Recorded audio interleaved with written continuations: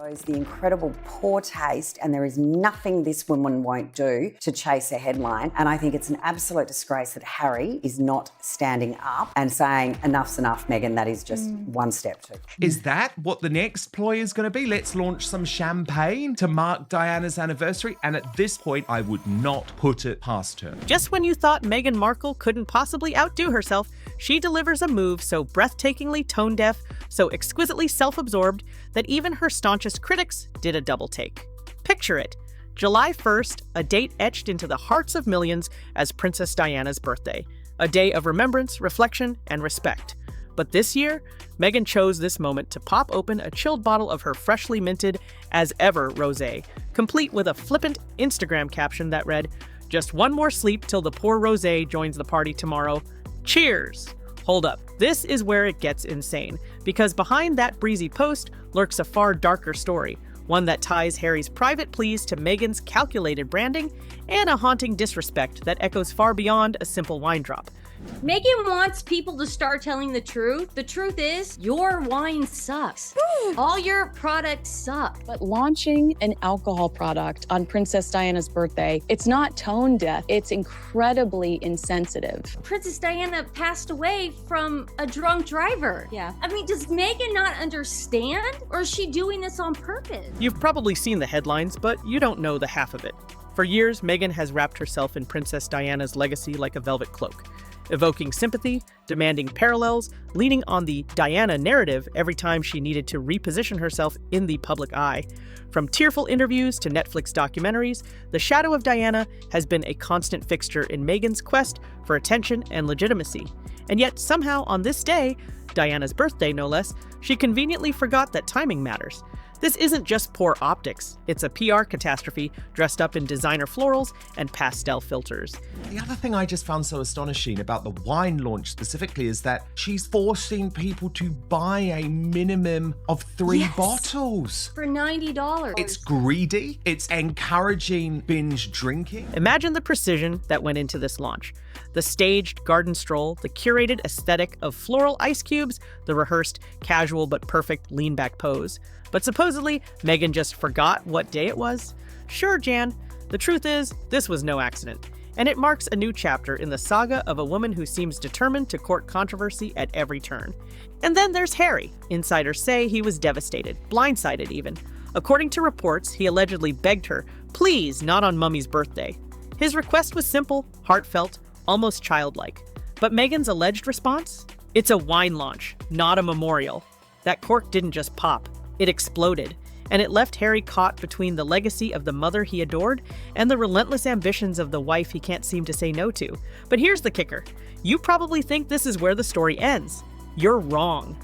Using Diana's birthday to promote her commercial products, because this is not the first time she's done this. She hijacks royal events and important dates constantly. Now, if you thought the awkward timing and Harry's alleged heartbreak were bad enough, buckle up, because this story only spirals from here. Social media didn't just notice the launch, it erupted. Within hours of Meghan's carefree Rosé announcement, screenshots of her Instagram post were being dissected like forensic evidence. Commenters zoomed in on everything. Her pose, her grin, the perfectly staged wine glasses, and the date. Millions pointed out the glaring insensitivity of launching an alcohol brand on the birthday of a woman who tragically died in a car crash involving a drunk driver. That's not even the craziest part. The contrast couldn't have been starker. Diana's death was a global tragedy tied directly to reckless behavior. Yet Meghan chose this moment to debut a product designed for consumption and escapism. The symbolism alone left even her former fans stunned. But wait, there's more. I'm not surprised, because everything this couple does is tone deaf. Everything they do just reeks of hypocrisy and self-involvement, self-interest. Industry insiders began quietly whispering about Meghan's PR playbook. And it's a playbook well worn by now. The accidental controversy, the just happening to release something provocative on a sensitive date, the coy silence afterward that lets speculation swirl unchecked. These aren't missteps, they're strategies. PR teams call this negative attention monetization, and Meghan seems to have mastered it. You think that Instagram caption was an oversight? Insiders suggest otherwise, a deliberate nudge designed to spark exactly this kind of backlash. Because, as one industry veteran put it, For Meghan, bad press is just loud press. And as loud press goes, this was deafening. The result? Within 48 hours, American Riviera Orchard, a wine brand barely a few months old, was trending globally, overshadowing tributes to Diana herself. Most of the royal household told me it's not lost on Prince William that Meghan has launched an alcohol brand on his mother's birthday, the very mom he lost in a drink driving tragedy. To launch an alcohol brand on Diana's birthday, it felt to him pointed, or at the very least, shockingly tone deaf. While all this swirled, Harry was reportedly caught between worlds. Insiders claim he felt trapped, torn between honoring his mother's legacy and maintaining a united front with Meghan. His friends allegedly urged him to intervene, to ask her to take the post down or issue an apology. But Meghan, sources say, stood her ground, insisting that her launch was planned long before and that critics were simply looking for reasons to attack. This stubborn defiance only fueled the fire further. And across the pond, William reportedly watched it all unfold with grim dismay.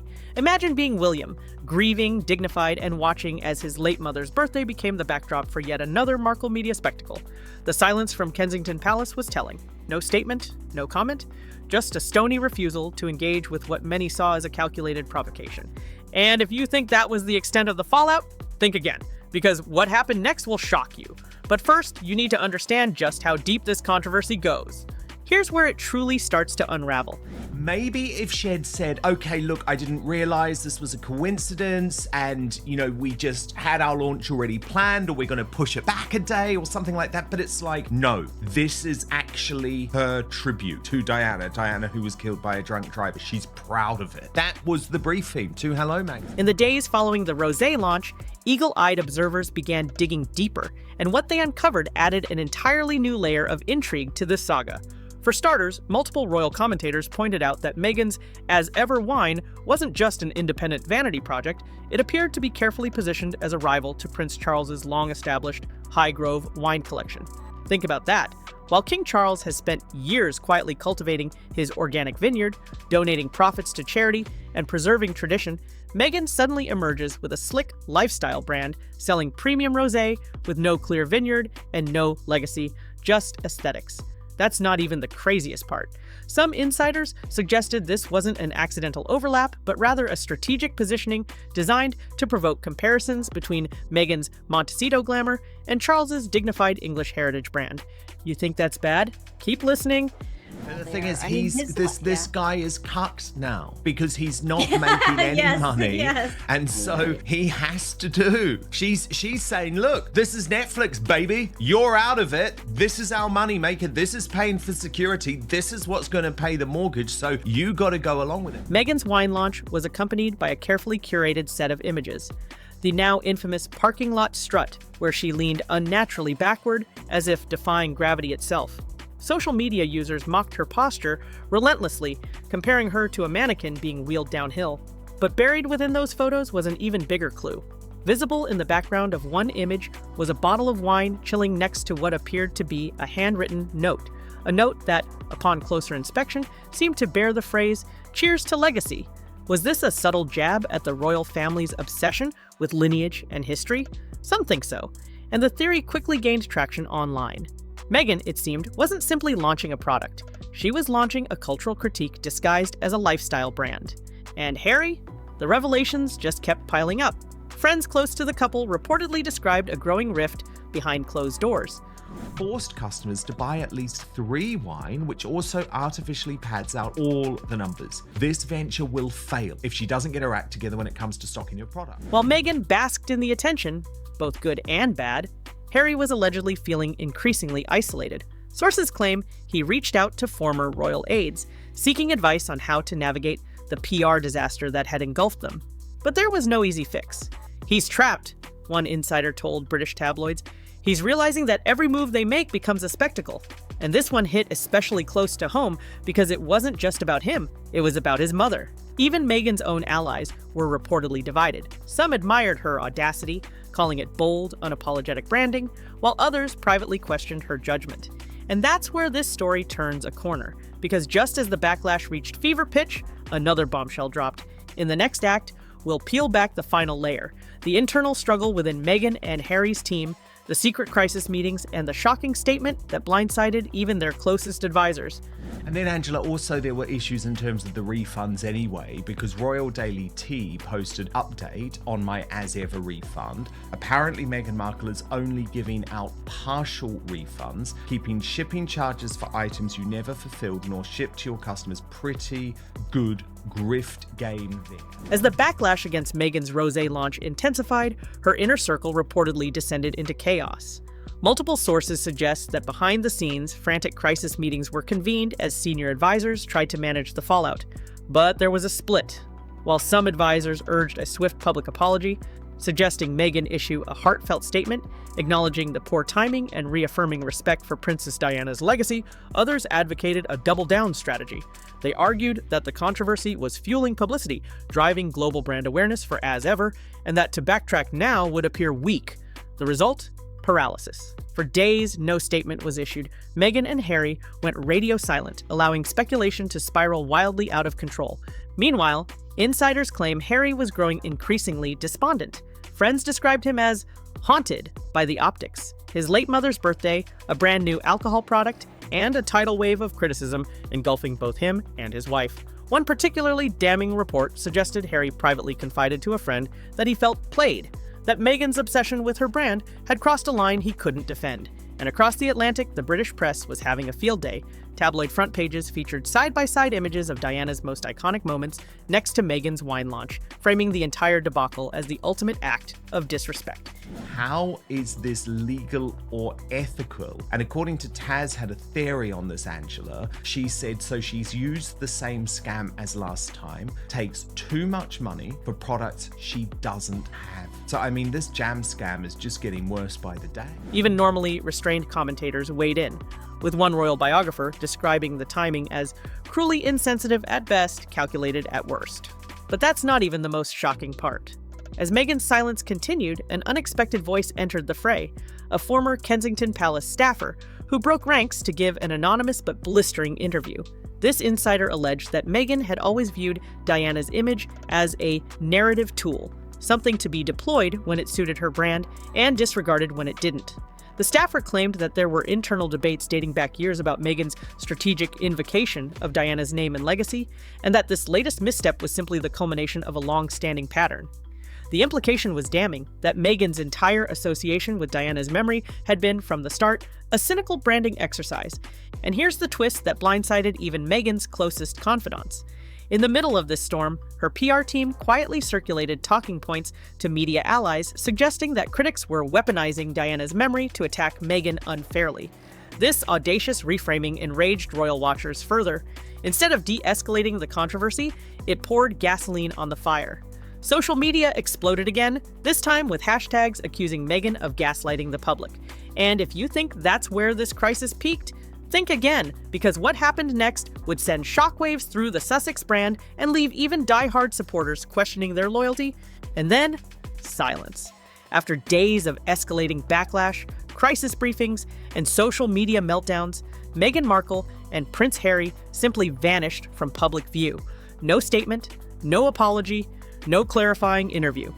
Making, like she has said horrible things about the Wales children. She's going to be on his Spoutable platform or whatever. So there's something going on with him again, where I think Meghan is recruiting again, or something's going on. I just get this weird feeling. For royal watchers and even casual observers, the silence spoke volumes, and it triggered a wave of speculation about what was really happening behind the scenes. Insiders whispered about frantic calls between Harry and senior members of the royal family.